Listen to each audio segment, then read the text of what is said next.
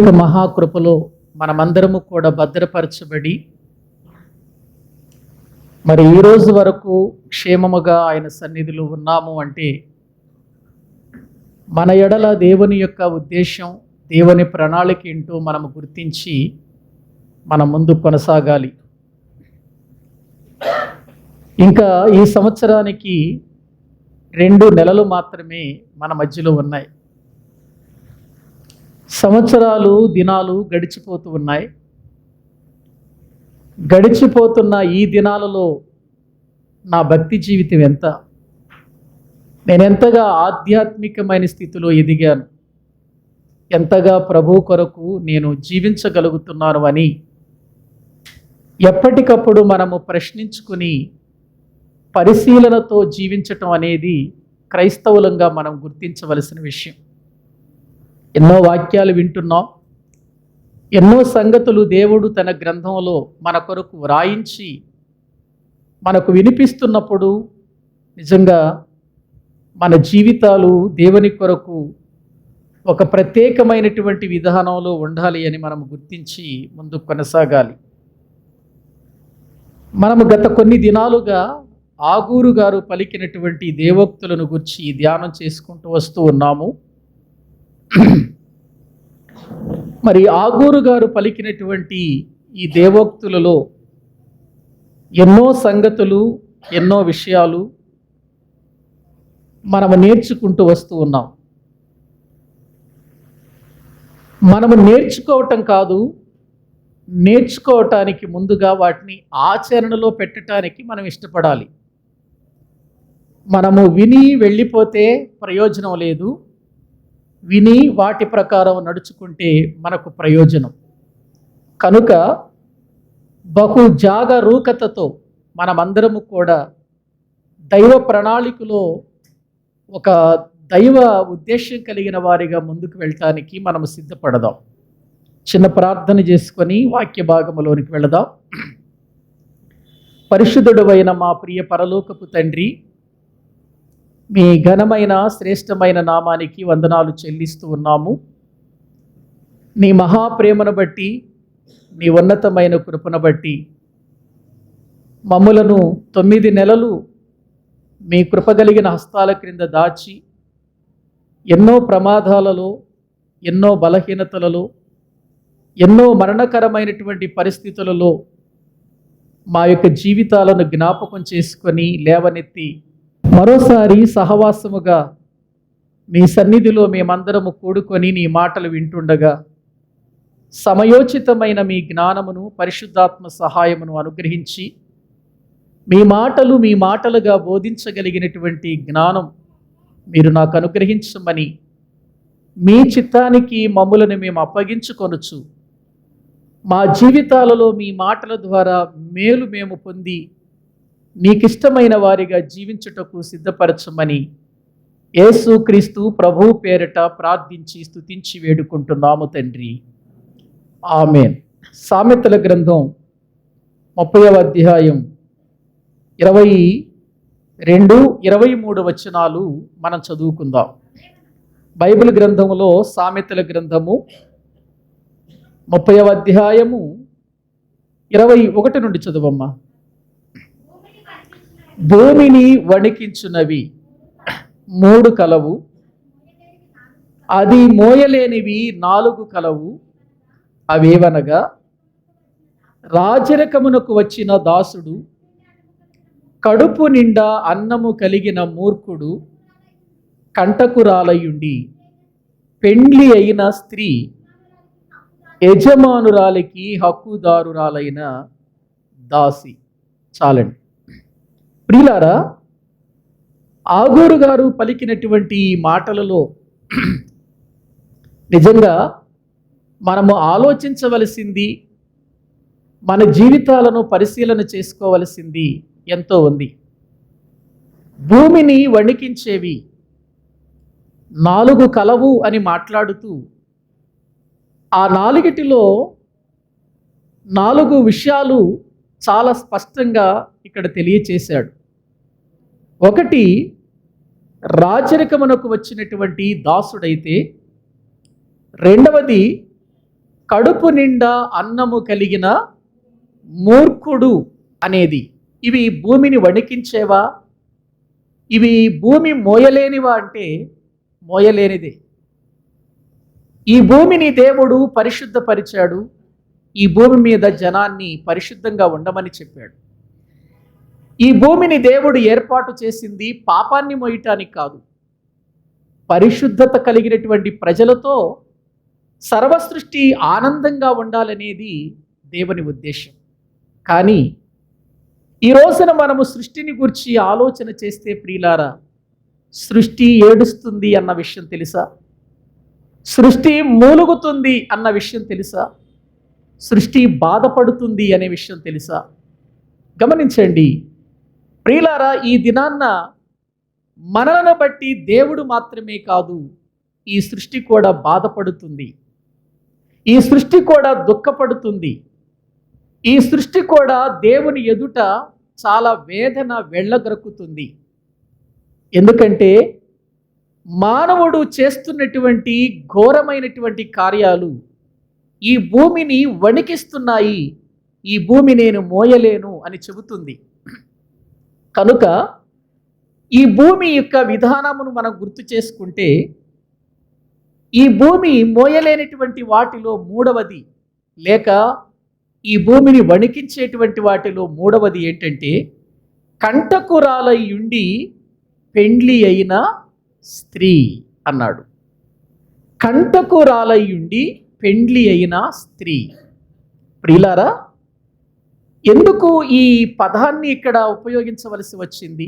కంటకురాలు అనంటే సరిపోయేది కదా, కానీ కంటకురాలై ఉన్నది, పైగా పెండ్లి కూడా చేసుకున్నది.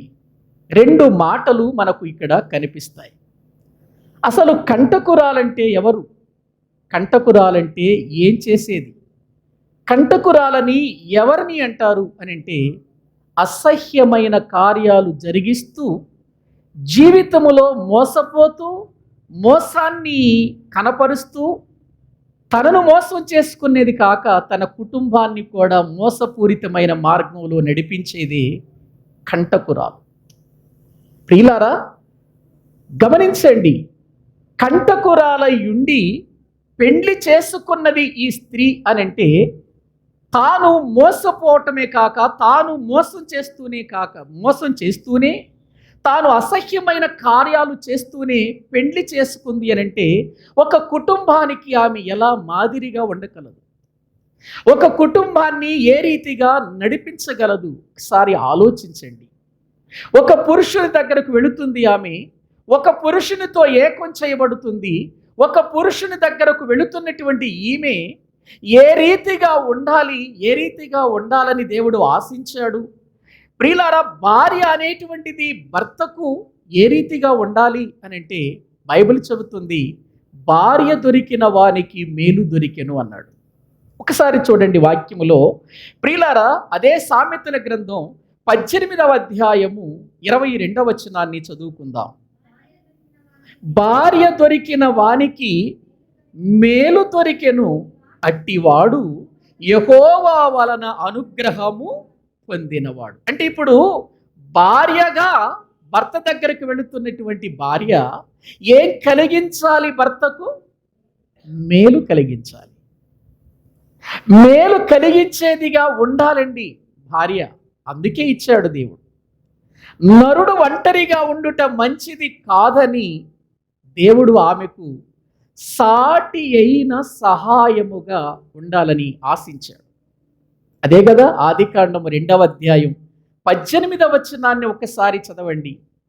ఆదికాండము 2వ అధ్యాయము 18వ వచనం. ఎందుకు ఇచ్చాడు దేవుడు భార్యను? మరియు దేవుడైన యెహోవా, నరుడు ఒంటరిగా ఉండుట మంచిది కాదు, వానికి సాటి అయిన సహాయమును వాని కొరకు చేయుదును అనుకొనెను. చాలండి. దేవుడు అనుకుంటున్నాడు, దేవుడు తన మనసులో అనుకుంటున్నాడు. మానవుణ్ణి చూసినప్పుడు, ఆ ఒంటరి వాడిని చూసినప్పుడు దేవుడు తన మనసులో ఏమనుకుంటున్నాడంటే, అరే అన్నిటికీ సహాయం ఉంది, కానీ నరునికి సహాయము లేదే. నరునికి సాటి అయిన సహాయం అంటే సమానమైన సరి అయినటువంటి విధానములో సహాయము చేయగలిగింది స్త్రీ కనుక అతనికి ఆ స్త్రీని చెయ్యాలి అని అనుకున్నాడు. సాటి అయిన సహాయం అంటే తన భర్త బాధలో ఉన్నప్పుడు, తన భర్త కష్టంలో ఉన్నప్పుడు, వేదనలో ఉన్నప్పుడు, లేక పనిలో ఉన్నప్పుడు ప్రతి విషయంలో అతనికి ఎలా ఉండాలనుకున్నాడు? సాటి అయిన సహాయం. ఎందుకంటే దేవుడు ఎప్పుడు కూడా ఆయన పనిలో ప్రియులారా ఒక్కడిగా పని చేయలేదు. ఆయన మొదటి నుండి కూడా తాను ఒక్కడిగా పని చేయలేదు. ప్రతి పనిని ముగ్గురుగా చేశాడు ఆయన, ప్రతి పనిని. అందుకే నరులను చెయ్యాలి అని అనుకున్నప్పుడు వెంటనే మన పోలిక చొప్పున, మన స్వరూపము చొప్పున నరులను చేయదము. మన అంటే దేవుడు ఎవరినో కలుపుకుంటున్నాడు చూడండి. అలాగే ప్రియులారా ఆయన ఈ సృష్టిలో ఉన్న కార్యములన్నిటిలో కూడా తను మాత్రమే కాదు, తనతో పాటు ప్రభువైన యేసుక్రీస్తు వారు అలాగే పరిశుద్ధాత్ముడు కూడా ఉన్నారు. అందుకే మన అనేటువంటి పదాలు ఆదికాండములో చూస్తున్నాం. అలాగే ప్రియులారా దేవుని వాక్యములో ప్రజలందరూ కూడా చెదిరిపోయి ఈ భూమి నిండించాలని దేవుడు అనుకున్నప్పుడు ప్రజలందరూ ఒక చోట చేరి ఇక్కడ మనం ఒక గోపురం కట్టుకుందాం, ఈసారి మనము చాలా జాగ్రత్తగా ఇదిగో ఈ పెద్ద గోపురాన్ని ఆకాశం అని అంటున్నంత గోపురం కట్టుకొని పేరు సంపాదించుకుందామని అక్కడే ఉండటానికి ఇష్టపడినప్పుడు దేవుడు వారు ఇలా జరిగించటం ఇష్టం లేక ఆయన ఏమన్నాడు తెలుసా? మనము వెళ్ళి చూద్దాం అనుకొని ప్రియులారా తనతో కూడా ఉన్నటువంటి ఆ ఇద్దరితో కూడా ఆ సంగతులు చెబుతూ వారు దిగి వచ్చినట్లుగా దైవ గ్రంథంలో చూస్తాం. అంటే దేవుడు కూడా ఒంటరిగా పని చేయటానికి ఏం చేయలేదు, ఇష్టపడలేదు. ఆయన కూడా తనతో పాటు ప్రియులారా మరి తన యొక్క కుమారులను పెట్టుకొని పని చేసినట్లుగా మనం చూస్తున్నాం. ఇప్పుడు నరుడు ఒంటరిగా అయిపోయాడు. ఈ నరునికి సాటి అయిన సహాయం కావాలి. సాటి అయిన సహాయం అంటే అతనికి సహాయపడేది, అతనికి సమస్త విషయాల్లో కూడా సాటిగా ఉండేది కావాలి అని అనుకున్నాడు. అతనికి గాఢ నిద్ర కలిగించి ఆ ప్రక్కటి ఎముకలలో ఒక ఎముకను తీసి దానిని స్త్రీనిగా నిర్మించి పురుషుని ముందుకు తీసుకొని వచ్చి ప్రియులారా అతనికి సాటి అయిన సహాయముగా ఇచ్చాడు. ఈ సాటి అయినటువంటి సహాయము ఆదాముతో సహా పని జరిగించాలి. ఆదాము పనిలో పాలిభాగస్తురాలు కావాలి. అందుకే దేవుడు సాటి అయిన సహాయాన్ని ఇచ్చాడు. ప్రియులారా మరి ఆ దినాన్న ఆ ఏదెను తోటలో దేవుడు సాటి అయిన సహాయముగా మరి అవ్వని ఇచ్చినప్పుడు అక్కడ వంటలు చేసుకునే విధానం ఏమన్నుందా? వంట చేయాల్సిన విధానం ఏమన్నుందా? అవ్వమ్మ గారికి పొలలేరుకు రావాల్సిన విధానం ఏమన్నుందా? పొయ్యి పెట్టాల్సిన విధానం ఏమన్నా ఉందా? లేదండి. అప్పుడు ప్రియులారా వారిద్దరు ఏదైనా తోటలో ఆకలైనప్పుడు వెళ్ళి ప్రియులారా కోసుకొని తినటానికి అక్కడ వారికి కావలసినటువంటి ప్రియులారా ఫలవృక్షాలు ఎన్నో పెట్టాడు. ఇప్పుడు వాళ్ళు వెళ్ళి అక్కడ ప్రియులారా కోసుకుని తినటమే, వంట చేసుకునే పరిస్థితులు ఇంకప్పటికీ లేవు. మరి ఎందుకు సాటి అయిన సహాయం అంటే దేవుడు ఆదామునకు పని అప్పగించాడు. ఆ పనిలో ఈమె కూడా ఏం కావాలి? సాటి అయిన సహాయము కావాలని ఇచ్చాడు. ప్రియులారా గమనించండి, అంటే ఒక భార్యను ఒక భర్తకు దేవుడు ఎందుకు ఇచ్చాడో అది మనము గుర్తించాలి. అందుకే భార్య దొరికిన వానికి మేలు దొరికెను. ఏమండి, మేలుగా ఉంటున్నారా? భార్యలు భర్తలకు మేలుగా ఉంటున్నారా, కీడుగా ఉంటున్నారా? భార్యతో బాధలు పడి ఒక వ్యక్తి ప్రార్థనకు వచ్చాడట. అప్పుడు ఆయన్ని ఇదే వాక్యం ఆ రోజు దేవుని సేవకుడు చదవమన్నాడట. అప్పుడు ఆయన భార్య దొరికిన వానికి మేలు దొరికెను అని చదవకుండా భార్య దొరికిన వానికి తేలు దొరికినని చదివాడట. ఏం దొరికింది? తేలు. మరి ఏం చేస్తుంది? మరి ఆ తేలులాగా ఉంది కాబట్టి ఆయన మేలు అనలేక, నాకు మేలు దొరికింది అనలేక ఏం దొరికింది అన్నాడు? తేలు దొరికింది అన్నాడట. నిజమే, చాలామంది భార్యలు తేళ్లుగానే ఉంటారు గృహాలలో. అప్పుడప్పుడు కాటేస్తూ ఉంటారు, అప్పుడప్పుడు సాటైన సహాయముగా ఉండవలసిన వారు బాధ పెడుతూ ఉంటారు, దుఃఖ పెడుతూ ఉంటారు. ప్రియులారా ఇది దేవుని యొక్క సన్నిధిలో ఒక స్త్రీకి తగదు అనే విషయాన్ని మనము గుర్తించాలి. ఎప్పుడైనా స్త్రీలు గుర్తించండి, దేవుడు నన్ను ఎందుకు చేశాడు, నన్ను ఎందుకు ఏర్పాటు చేశాడు, ఎవరి కొరకు ఏర్పాటు చేశాడు, దేని కొరకు ఏర్పాటు చేశాడు, ఏ పని కొరకు ఏర్పాటు చేశాడు అని భార్యలు ఎప్పుడు కూడా తమ జీవితాలలో పరిశీలన చేసుకుంటూ వారి జీవితాన్ని కుటుంబములో కొనసాగించవలసినటువంటి విషయం అండి. ఒకసారి మీరు చూడండి, ఎందుకు వివాహము చేసుకోమన్నాడో, ఏం చెయ్యమన్నాడో స్త్రీని ఒక్కసారి తిమోతికి రాసిన మొదటి పత్రిక 5వ అధ్యాయము 14వ వచనం చదవండి ప్రియులారా. తిమోతికి వ్రాసినటువంటి మొదటి పత్రిక దేవుని వాక్యములో నుండి 5వ అధ్యాయము 14వ వచనాన్ని మనము చదువుకుందాం. కాబట్టి యవ్వన స్త్రీలు వివాహము చేసుకొని పిల్లలను కని గృహ పరిపాలన జరిగించుచు నిందించుటకు విరోధికి అవకాశం ఇయ్యకుండా ఉండవలెనని కోరుచున్నాను అన్నాడు. అపోస్తలుడైన పౌలు తిమోతికి ఉత్తరము రాస్తూ ఏం చెబుతున్నాడు అనంటే, యవ్వన స్త్రీలను గురించి మాట్లాడుతూ యవ్వన స్త్రీలు వివాహము చేసుకోవాలి, చేసుకున్న తర్వాత ఏం చేయాలి, పిల్లలను కనాలి. వివాహము చేసుకున్న తర్వాత కనాలా, చేసుకోకముందు కనాలా? ఏమండి, వివాహము చేసుకున్న తర్వాత కనాలి పిల్లల్ని. ఆ వివాహము చేసుకొని పిల్లలను కని ఏ పరిపాలనలో అంటే ఇప్పుడు చెప్పండి, స్త్రీలకు ఏ పరిపాలన ఇచ్చాడు? గృహ పరిపాలన. అంటే పరిపాలన మీకు అప్పగించాడు ఇంట్లో అంటే స్త్రీలు ఎంత ధన్యులు చెప్పండి. గృహ పరిపాలన ఎవరికి అప్పగించాడు దేవుడు చెప్పండి, స్త్రీలందరూ చెప్పండి. మాకనండి, స్త్రీలంటే మీరు స్త్రీలు కాదా ఏంటి? ఏవండి, దేవుని వాక్య భాగములో మనము గుర్తించాలి. గృహ పరిపాలన అంటే, పరిపాలన అంటే ఏంటి చెప్పండి? పరిపాలన పాలించటం, ఏలటం.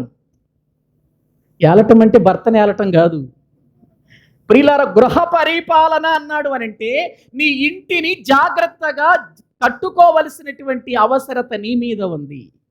నీ ఇంటి విషయంలో, నీ పిల్లల విషయంలో, భర్త విషయంలో, ఆ ఇంటిని కాపాడుకునే విషయంలో, ఆ ఇంటిని దేవుని కొరకు నిలబెట్టే విషయంలో పరిపాలన జరిగించవలసిన అవసరత నీకిచ్చాడు దేవుడు. గృహ పరిపాలన జరిగిస్తూ నీ జీవితంలో మరొక పని చేయమన్నాడు. నిందించుటకు విరోధికి ఏమివ్వకుండా జాగ్రత్త పడమన్నాడు. అవకాశం ఇవ్వద్దు. విరోధి ఉన్నాడు, వాడు నిన్ను పడగొడతాడు, నీ భర్తకు దూరం చేస్తాడు, పిల్లలకు దూరం చేస్తాడు, పరిపాలన సరిగా చేయకుండా తికమక చేస్తాడు, గొడవలు పెడతాడు, సమస్యలు తీసుకొస్తాడు, భార్య మీద భర్తకు, భర్త మీద భార్యకు అనుమానాలు కలిగిస్తాడు, వారి మధ్యలో చిచ్చు పెడతాడు. ఈ విరోధికి ఏమి ఇవ్వకూడదంటున్నాడు? అవకాశం. ఎవరితో మాట్లాడుతున్నాడు? ఎవరితో మాట్లాడుతున్నాడండి? స్త్రీలతో. స్త్రీలారా, మీరు గృహ పరిపాలన విషయంలో విరోధికి అవకాశం ఇవ్వకుండా జాగ్రత్తగా చూసుకోండి. పిల్లల విషయంలో విరోధికి అవకాశం ఇవ్వకూడదు, భర్త విషయంలో విరోధికి అవకాశం ఇవ్వకూడదు, నీ విషయంలో విరోధికి అవకాశం ఇవ్వకూడదు. ఎవరి విషయంలో విరోధికి అవకాశం ఇవ్వకుండా పరిపాలన జాగ్రత్తగా చేయాలి. పరిపాలన జాగ్రత్తగా చేయాలి అని దేవుడు ప్రియులారా వివాహము చేసుకున్న తర్వాత, పిల్లలను కన్న తర్వాత ఆ స్త్రీకి అప్పగించినటువంటి పరిపాలనలో ప్రియులారా ఓడిపోతున్న వారు కొంతమంది అయితే, దాన్ని నిలబెట్టుకుంటున్నటువంటి వారు కొంతమంది కనబడుతున్నారు.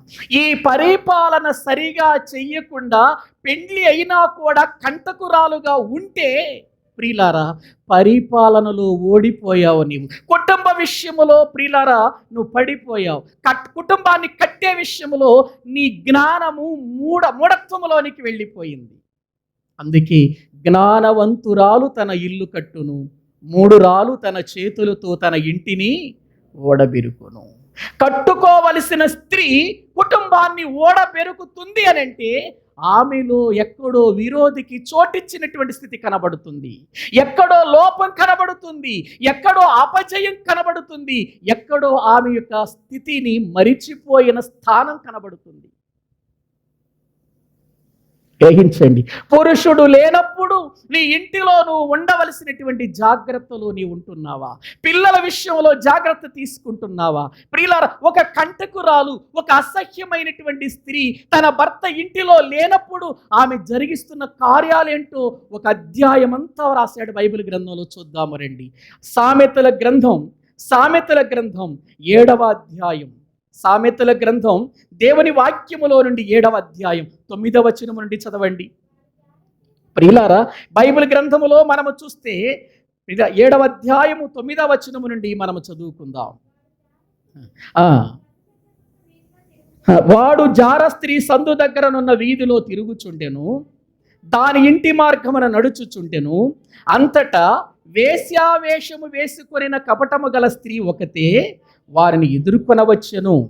అది బొబ్బలు పెట్టునది, స్వేచ్ఛగా తిరుగునది, దాని పాదములు దాని ఇంట నిలువవు. ఒకప్పుడు ఇంటి ఎదుటను, ఒకప్పుడు సంత వీధులలోను అది ఉండును. ప్రతి సందు దగ్గరను అది పొంచి ఉండును. ఎవరు ఈమె?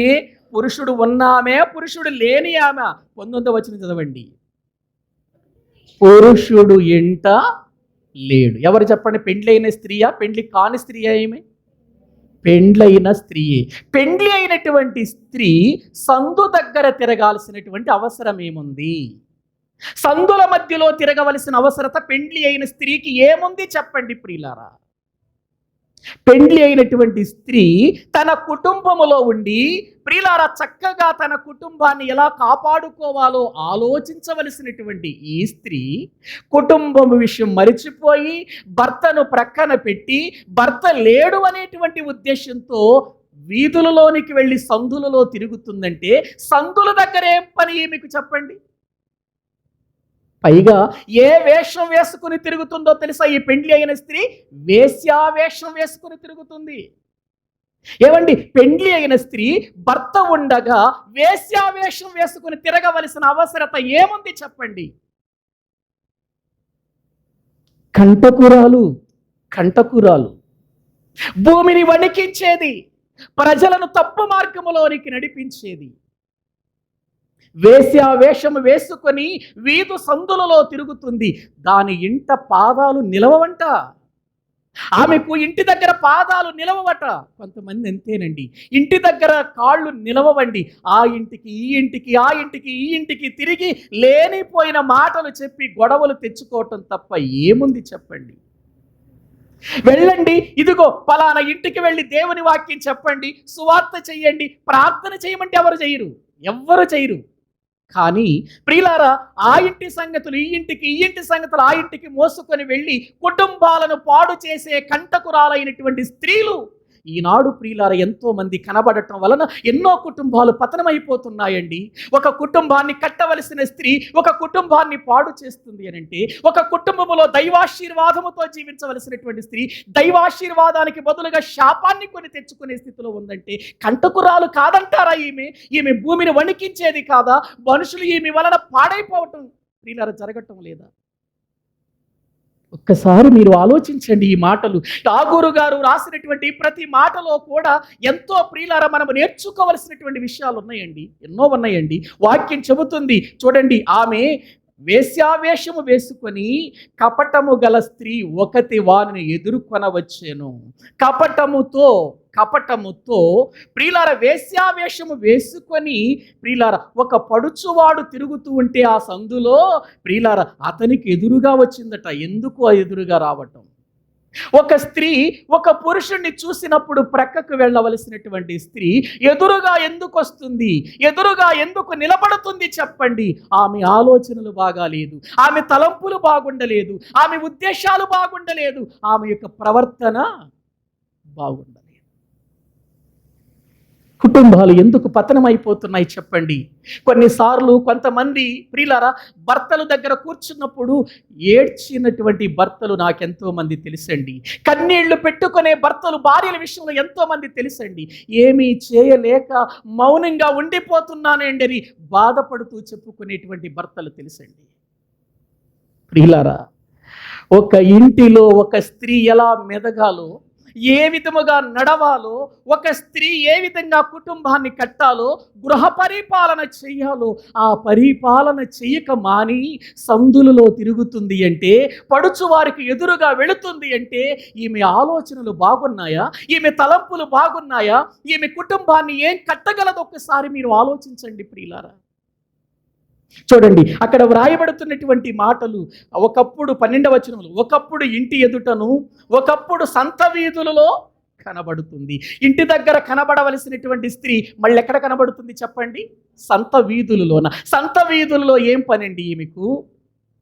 సంత వీధులలో ఏం పని? ఒకవేళ సంతకు వెళ్ళింది, కూరగాయలో ఏవో తెచ్చుకోవాలని వెళ్ళింది, నీ పని ముగించుకుని రావాలి. తిరగటం ఏంటి? సంత వీధులలో తిరగటం ఏంటండి? గమనించారండి? నీకు ఒక భర్త ఉన్నాడే, నీ ఇంటిలో పిల్లలు ఉన్నారే, నీకంటూ సమాజంలో ఒక పేరుందే, నువ్వంటూ ఒక భర్తకు భార్యవే, ఇదిగో దేవుని మందిరములో నీవంటూ ప్రమాణాలతో నీవు నీ యొక్క భర్త యొక్క విషయంలో ప్రియులారా నిన్ను నీవు అప్పగించుకున్నావే.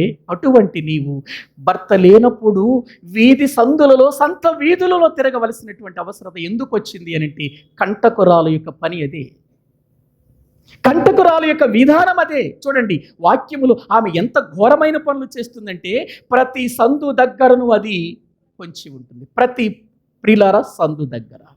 ఎందుకు సందుల దగ్గర పొంచి ఉండాల్సిన అవసరత ఎందుకు వచ్చింది ప్రియులారా? ఆమె మరొక పని చేస్తుందండి. ఎంత ఘోరమైన పని చేస్తుందంటే, ఎప్పుడైతే ఆ సందు దగ్గర ఆ యవనస్తుడు కనపడ్డాడో, ఆ పడుచువాడు కనపడ్డాడో, ఆ తిరుగుతున్నటువంటి వాడు కనపడ్డాడో, వెంటనే వానిని పట్టుకొని ముద్దు పెట్టుకుందట. ప్రియులారా చూడండి, ఆ వచనం ఒకసారి మీరు చదవండి. 13వ వచనం. అది వానిని పట్టుకొని ముద్దు పెట్టుకొనెను, సిగ్గుమాలిన ముఖము పెట్టుకొని. ఇట్లంటుంది అది. సిగ్గుమాలినటువంటి స్థితిలో ఒక సంత వీధిలో ఒక పడుచువాడు కనబడితే వాడిని ముద్దు పెట్టుకుంటుంది అని అంటే, ఈమె ఏ స్థాయికి వెళ్ళిపోయింది ఒకసారి ఆలోచించండి. ఈమె ఆలోచనలు కానీ, ఈమె తలంపులు కానీ, ఎక్కడి నుండి వచ్చింది ఇంత ధైర్యం ఈమెకు? ఎక్కడి నుండి వచ్చింది ఇంత ధైర్యం? ప్రియులారా, విరోధికి అవకాశం ఇచ్చింది, విరోధికి అవకాశం ఇచ్చింది. ప్రియులారా, ఎంత ఘోరమైనటువంటి కార్యాలండి, ఎంత ఘోరమైనటువంటి కార్యాలు. పరపురుషునితో నీకేంటి ఈ యొక్క విధానాలు? పరపురుషుని మీద ఇటువంటి ఆలోచనలు ఏంటి? పరపురుషుని మీద ఇటువంటి తలంపులేంటి నీకు? దేవుడు నిన్ను నీ భర్తకు సాటి అయిన సహాయముగా ఇచ్చాడు. నీవు ఏది జరిగించినా అతడు నీ సొంత భర్త, నీ శరీరము అతనికి అప్పగించాలని బైబిల్ చెబుతుంటే నువ్వేంటి ఇటువంటి కార్యాలు చేస్తున్నావు? ఏం చెప్పాడు చూడండి బైబిల్ గ్రంథం, దేవుని వాక్య భాగములో, కొరింథీయులకు రాసిన మొదటి పత్రిక. ఏవండి ఒక్కసారి బైబిల్ గ్రంథములో మనము చూద్దామండి. ఇక్కడ ఆగూరు గారు పలికినటువంటి మాటలు ప్రియులారా సామాన్యమైనవి కాదండి. కొరింథీయులకు రాసిన మొదటి పత్రిక 7వ అధ్యాయము భార్య భర్తల యొక్క విధానం ఏంటో 3వ వచనంలో చెబుతూ ఏమంటున్నాడో చూడండి. భర్త భార్యకును, అలాగుననే భార్య భర్తకును వారి వారి ధర్మములు నడపాలి. భార్య భర్తకును, భర్త భార్యకును, వీరిద్దరికి మధ్యలో, వీరిద్దరికి సంబంధించినవే కొన్ని ధర్మాలు ఉన్నాయట. వీళ్ళిద్దరికి తప్ప ఇంకెవ్వరికి ప్రియులారా అధికారం లేదు, అవకాశం లేదండి. అన్ని విషయాలలో కూడా మనం ఇక్కడ గుర్తించవలసినటువంటి విషయం ఏంటంటే, భర్తకు మాత్రమే హక్కు, భార్యకు భర్త మీద కానీ, భర్తకు భార్య మీద మాత్రమే హక్కు. వారి వారి ధర్మాలు జరిగించాలి. చదవండి. భార్యకు తన దేహము పైన అధికారము లేదు, అలాగున భార్యకే గాని భర్తకు తన దేహము పైన. ఇదేంటండి? ఒక్కసారి మీరు ఆలోచించండి ప్రియులారా. వారి దేహం మీద వారికి అధికారం లేదట, భర్తల దేహాల మీద వారికి అధికారం లేదట, కానీ ఎవరికి అధికారం ఉందట? భార్యకు ఉందట. భార్య దేహం మీద ఆమెకు అధికారం లేదట, కానీ ఎవరికి అధికారం ఉందట? భర్తకు అధికారం ఉందట. చూశారండి ఎంతగా వారిద్దరి మధ్యలో ఒక బంధాన్ని దేవుడు పెంచాలనుకున్నాడు, ఎంతగా వారిద్దరి యొక్క జీవితాలు ఏక శరీరంగా బ్రతకాలనుకున్నాడు. కానీ ఈ రోజున ఇటువంటి పరిస్థితులు జరిగించవలసినటువంటి స్త్రీలు, పురుషులు ప్రియులారా ఎటువంటి దారి మళ్ళీ వెళ్ళిపోతున్నారో ఒకసారి ఆలోచించండి ప్రియులారా. కొంతమంది జీవితాలను చూస్తుంటే దుఃఖం కలుగుతుంది, కొంతమంది బ్రతుకులను గురించి ఆలోచన చేస్తుంటే వేదన కలుగుతుంది ప్రియులారా. కొన్నిసార్లు వారి యొక్క జీవితాలను చూచినప్పుడు అయ్యో ఈమె భర్తను మోసం చేస్తుంది, అయ్యో ఇతడు భార్యను మోసం చేస్తున్నాడని దుఃఖకరమైన పరిస్థితులు చెప్పలేనటువంటి రీతిలో వారిద్దరి మధ్యలో గొడవ జరుగుతుందేమోనని ప్రియులారా మౌనంగా ఉండవలసిన పరిస్థితులు కనబడుతున్నాయండి ఈ దినాన్న.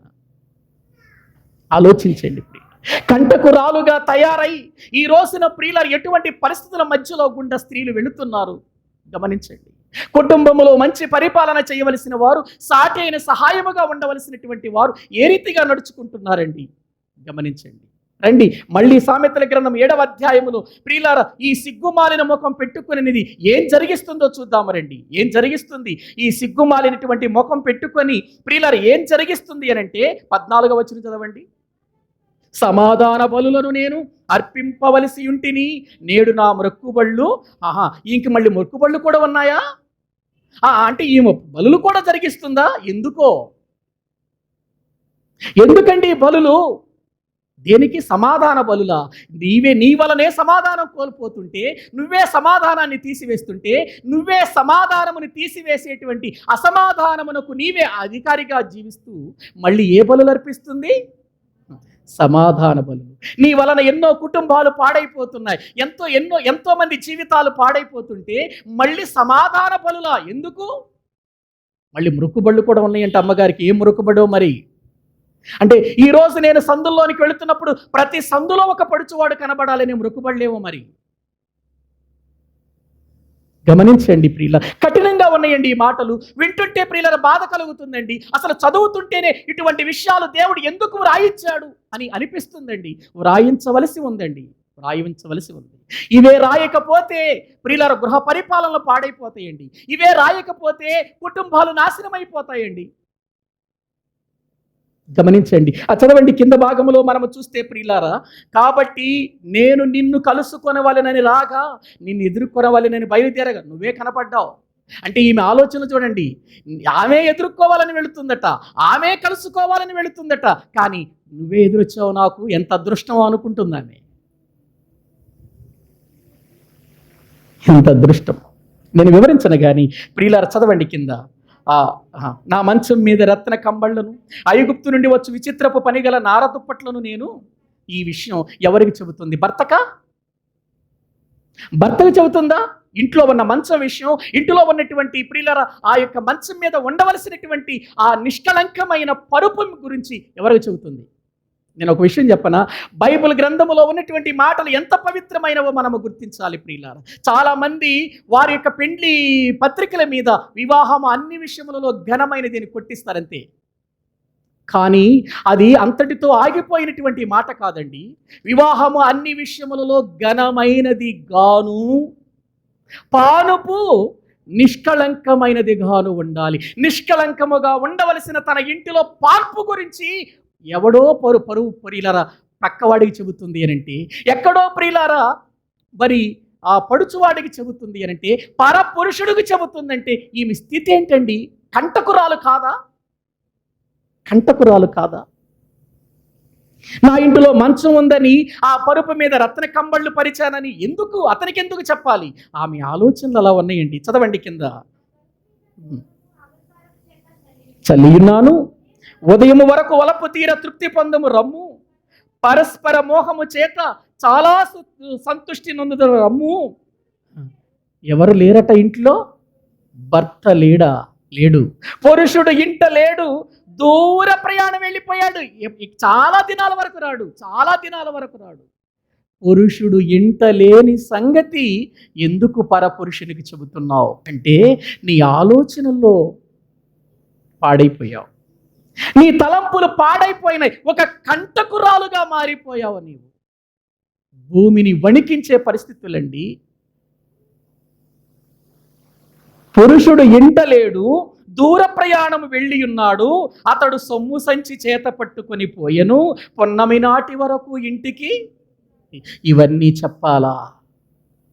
ఇవన్నీ పరపురుషునికి చెప్పాలా అంటే ప్రియులారా ఆ ఎదుటి వ్యక్తిని ఏ రీతిగా ఆ భయంకరమైనటువంటి మోహపు కార్యాలకు పురికొల్పుతుందో మీరు ఒకసారి చూడండి. ఇంటిలో భర్త లేనప్పుడు పరిశుద్ధంగా ఉండవలసిన స్త్రీ, పరిశుద్ధమైన ఆలోచనలతో ఉండవలసిన స్త్రీ, పరిశుద్ధమైన జీవితం జీవించి భర్తకు ఒక మంచి పేరు తెచ్చే గృహ పరిపాలకురాలుగా ఉండవలసినటువంటి స్త్రీ ఏ స్థితిలోనికి దిగజారిపోయిందో గమనించండి ప్రియులారా. అంటే అతనికి భయం లేకుండా చేస్తుంది, అభయాన్ని ఇస్తుంది, ధైర్యాన్ని కలిగిస్తుంది. పురుషుడు ఇంట లేడు, సొమ్ము సంచి చేత పట్టుకుని వెళ్ళాడు, పొన్నమి నాటి వరకు రాడు, అతడు దూర ప్రయాణం వెళ్ళిపోయాడు. నీ భర్తకు నీవు అదేనా ఇచ్చే నమ్మకం? నీ భర్తకు అదేనా నీవిచ్చేటువంటి ప్రియులారా పరిశుద్ధత? అదేనా ఏక శరీరములో ఉండవలసినటువంటి విధానం? అదేనా మంచి గృహ పరిపాలన? ప్రియులారా, ఈ మాటలు చదువుతున్నప్పుడు నిజంగా నాకెంతో భయం వేసిందండి. ఈ మాటలు చదువుతున్నప్పుడు భయం వేసింది, మరో ప్రక్క ఏడ్పు వచ్చింది, మరొక ప్రక్క కుటుంబాలు ఎందుకు పాడైపోతున్నాయో నాకు అర్థమైంది. ప్రియులారా, ఇక్కడ మీరు గమనించండి, ఆమె మాట్లాడుతున్న మాటలు అన్నీ కూడా లాలన మాటలండి. ఎదుటి వ్యక్తిని లాలిస్తుందండి. ఏవండి, ఇక్కడ పురుషుడు ఎదురుగా ఉన్నప్పుడు స్త్రీ ఇటువంటి లాలన మాటలు చెబితే పురుషుడు తొందరపడడంటారా? పురుషుడు తప్పు చేయటానికి పురికొల్పబడుతున్నవాడు కాడా? ఎవరు జరిగిస్తుంది? ఆమె చెబుతున్న మాటలు చూడండి. పున్నమి నాటి వరకు ఇంటికి రాడు అని 21వ వచనంలో తన అధికమైన లాలన మాటల చేత వారిని లోపరుచుకొనెను, తాను పలికిన ఇచ్చకపు మాటల చేత వారిని ఈడ్చుకొని. ఈ మాటలన్నీ చెబుతూ జాగ్రత్త అని తెలియచేస్తూ ఇటువంటి కంటకురాళ్ళు ఉంటారు, నా మాటలు వినండి, దాని వలన మీకు నష్టం కలుగుతుంది అని చెబుతూ 24వ వచనంలో ఏమన్నాడో చూడండి. నా కుమారులారా చెవియొగ్గుడి, నా నోటి మాటలు నాలకింపుడి, జార స్త్రీ మార్గముల తట్టు నీ మనసు తొలగనీయకుము, దారి తప్పి అది నడుచు త్రోవలలోనికి పోకుము, అది గాయపరచి పడద్రోసిన వారు అనేకులు, అది చంపిన వారు లెక్కలేనంత మంది, దాని ఇల్లు పాతాళమునకు పోయేవారు. ప్రియులారా, మీరు ఒకసారి ఆలోచించండి, ఈ మాటలు పరిశీలన చేయండి. చెబుతున్నాడు, యవనస్తులారా ఇటువంటి వారు మీకు ఎదురవుతారు, పురుషులారా ఇటువంటి వారు మీకు ఎదురవుతారు, నా కుమారులారా నా మాటలు వినండి, మీరు తొందరపడి ఇదిగో ఆ స్త్రీ లాలన మాటలకు, ఆ కంటకురాలి లాలన మాటలకు మీరు లోను కాకండి, దాని వలన ప్రమాదం ఉంది మీకు. ఎందుకో తెలుసా? ఇప్పటికే దాని చేతిలో పడి నాశనమైన వాళ్ళు ఎంతో మంది ఉన్నారు. ఏమండి, అక్కడ వ్రాయబడుతున్న మాటలు చూడండి. అది గాయపరిచి పడద్రోసిన వారు అనేకులు, దాని అవసరత తీరగానే, కోరికలు తీరగానే గాయపరిచి పంపుతుంది. అది అంత మాత్రమే కాదు, దాని చంపిన వారి కూడా లెక్క చాలా ఉందట. అంటే పురుషుడు లేనప్పుడు ఈమె జీవితం చూడండి ఎలా ఉందో, ఈమె బ్రతుకు చూడండి ఎలాగుందో, ఈమె పరిస్థితి చూడండి ఎలాగుందో. పురుషుడు లేనప్పుడు, ఒంటరిగా ఉన్నప్పుడు ప్రార్థన చేసుకోవటమో, వాక్యము చదువుకోవటమో, చెడ్డ ఆలోచనలు రాకుండా దేవుని యొక్క సన్నిధానములో నన్ను మనుషులు ఎవరు చూడకపోయినా దేవుడు చూస్తున్నాడనే భయంతో బ్రతకవలసిన స్త్రీలు ఎలా బ్రతుకుతున్నారు? భయము విడిచి బ్రతుకుతున్నారా? భయము విడిచి బ్రతుకుతున్నారు. ఇది నీకు ప్రమాదం, నీ కుటుంబానికి ప్రమాదం, నీ పిల్లలకు ప్రమాదం, సమాజానికి ప్రమాదం. అందుకే భూమిని వణికించేది కంటకురాలు. భూమి మోయలేకపోతుంది ఈ కంటకురాలు యొక్క జీవితాన్ని చూసి. అనేక మందిని పాడు చేస్తుంది, అనేక మందిని లాలల మాటల చేత పడగొడుతుంది, అనేకులను చంపేస్తుంది, అనేకులను పాతాళానికి తీసుకెళ్ళిపోతుంది. దీని వలన మంచి కుటుంబములోనూ జరగటం లేదు, సమాజంలో కూడా జరగటం లేదు. కంటకురాలు యొక్క విధానం ఒక్క అధ్యాయమంతా కూడా రాశాడు అంటే, ఇక్కడే రాశాడు అనుకుంటున్నారా? ఎన్ని అధ్యాయాలలో రాశాడో తెలుసా? ఎందుకు రాశాడో తెలుసా? యవ్వన స్త్రీలు వివాహము చేసుకొని పిల్లలను కని గృహ పరిపాలన చేస్తూ వారు విరోధికి ఎక్కడ అవకాశం ఇవ్వకుండా, నిందించకుండా జాగ్రత్త పడాలి. కుటుంబాలు బాగుపడాలి, కుటుంబాలు మంచిగా ఉండాలి, దీవెనకరమైన కుటుంబాలుగా మారాలి, దేవునికి ఇష్టమైన కుటుంబాలుగా మారాలి. ఎందుకంటే ఈ కుటుంబాల వ్యవస్థనంతా ఏర్పాటు చేసింది ఎవరు చెప్పండి? దేవుడు. ఈ కుటుంబ వ్యవస్థను ఏర్పాటు చేసిన వాడు దేవుడు. ఈ కుటుంబం పవిత్రంగా ఉండాలనేది దేవుని కోరిక. కానీ ఎంతమంది పవిత్రంగా ఉంచుకుంటున్నారు ఈ కుటుంబాలను? ఎంతమంది అపవిత్రపరుచుకుంటున్నారో ఆలోచించండి. కంటకు రాళ్ళ మీ ఇంట్లో గృహ పరిపాలన చేసే మంచి స్త్రీలా మీరు? గుణవతి అయిన భార్య దొరుకుట అరుదు, అట్టిది ముత్యముల కంటే అమూల్యమైనది అని అన్నాడు అదే సామెతల గ్రంథంలో. ప్రియులారా, గయ్యాలి అయిన భార్యను గురించి రాశాడు సామెతల గ్రంథంలో. ప్రియులారా గమనించండి, వివేకము కలిగిన స్త్రీని గురించి రాశాడు, నెనరు కలిగిన స్త్రీని గురించి రాశాడు బైబిల్ గ్రంథంలో. ఎందుకు రాశాడో తెలుసా? స్త్రీలను గురించి ఎందుకు ఇన్ని మాటలు రాశాడు అనంటే, కుటుంబము పరిపాలన చేసేది ఎవరు చెప్పండి? స్త్రీ. కనుక ప్రియులారా, ఎలా ఉన్నాం చెప్పండి? మన కుటుంబాలు ఎలా ఉన్నాయి? మన కుటుంబాల పరిస్థితి ఎలాగుంది? బయటికి చెప్పుకోలేకపోతున్నాం కదూ, బయటికి ఆ బాధను వెళ్ళగక్కలేకపోతున్నాము కదూ, ఆ వేదన మనసులోనే ఉంచుకున్నాము కదా. మొన్నటి దినాన్న ప్రియులారా జరిగినటువంటి ఒక సంఘటన, జగ్గయ్యపేట దగ్గరలో ప్రియులారా ఒక సంఘటన జరిగింది. భార్య తన యొక్క జీవితాన్ని మోసం చేస్తుంది. ఆయన ఒక మెకానిక్. ప్రియులారా భార్యను ఎంతో ప్రేమించిన వాడుగా అతడు ప్రియులారా ఆ భార్య యొక్క పేరు కూడా తన యొక్క ప్రియులారా ఆ చేతి మీద వ్రాయించుకున్నాడు. చాలా సంతోషంగా భర్త ప్రియులారా ఆమెను చూస్తున్నాడు. కానీ ఆమె మరొక పురుషునితో సంబంధాన్ని పెట్టుకుంది. ఆమె ప్రియులారా దేవుని యొక్క భయం లేకుండా అయిపోయింది. ఆమె వెళ్ళిపోయింది తన ఇంటికి. మళ్ళీ పెద్దలు సమకూర్చి మాట్లాడి మళ్ళీ తీసుకొచ్చారు. మళ్ళీ అదే స్థితిలో ఉన్నప్పుడు ఒక లెటర్ రాశాడండి. ఆ లెటరు ప్రియులారా పేపర్లో కూడా వేశారు. ఏమని రాశాడంటే, వాళ్ళ అమ్మ నాన్నకు చెబుతూ, అమ్మా నాన్న, నేను చాలా సంతోషంగా బ్రతుకుతున్న టైంలో నా భార్య వలన నేను విసిగిపోయాను. ఎవరికి చెప్పుకోలేని వేదన, ఎవరికి చెప్పుకోలేని బాధ నా హృదయంలో ఉండిపోయింది. నా భార్యను నేను ఎంత ప్రేమించానో అంతగా నన్ను మోసం చేసింది. అంతగా నా మీద ఆమె అనేక రకాలైనటువంటి విధానాలతో ఆమె ఆలోచన కలిగి బ్రతుకుతుంది. ఇదిగో అందుచేత నేను చనిపోతున్నానని మీరు బాధపడకండి, నేను చనిపోతున్నాననేటువంటి వేదన మీరు చెందకండి. 2 తమ్ముళ్ళు ఉన్నారు, జాగ్రత్తగా చూసుకోండి ఆ తమ్ముళ్ళని, వాళ్ళని జాగ్రత్తగా పెంచండి. నా భార్య మూలకంగా, నా భార్య చేసే కార్యాలకు నేనేం చెయ్యలేక, ఎవరికి చెప్పుకోలేక, నా మనసులో నేనే బాధపడుతూ ఆత్మహత్య చేసుకుంటున్నాను అని చచ్చిపోయాడండి. చూడండి, ఒక కుటుంబము ఒక మంచి పరిపాలనతో, ఒక దీవెనకరముగా ఉండవలసినటువంటి కుటుంబం ఒక పతనానికి చేరిందంటే దానికి కారణం ఎవరు చెప్పండి ప్రియులారా? చెప్పండి. కంటకురాలయుండి పెండ్లి అయిన స్త్రీ భూమిని వణికించేదిగా, భూమి మోయలేనటువంటి కార్యాలు జరిగించేదిగా కనబడుతుంది అనంటే, ఈనాడు మన కుటుంబాలు ఎలాగున్నాయో పరిశీలన చేసుకోవలసిన అవసరం అండి. మన కుటుంబాలను జాగ్రత్త పరుచుకోవలసిన అవసరం అండి. మనము మన ఇంటిలో ఏ విత్తనము విత్తుతామో రేపదే పంట కొయ్యాలి.